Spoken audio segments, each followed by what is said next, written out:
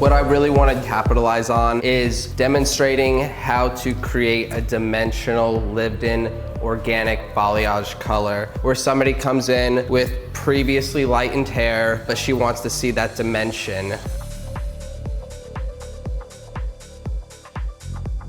Sometimes I will zigzag, sometimes I will slice, sometimes I'll weave. In this scenario, I wanted to showcase my signature technique, so we're showing you the scoop.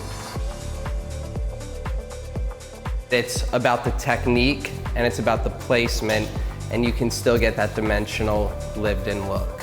Everybody's texture is a little bit different. Everybody's hair requires a little more or a little less saturation depending on what your goal is. There is a method to the madness, however, it doesn't have to be so uniform and so structured. I've always been inspired by natural looking highlights.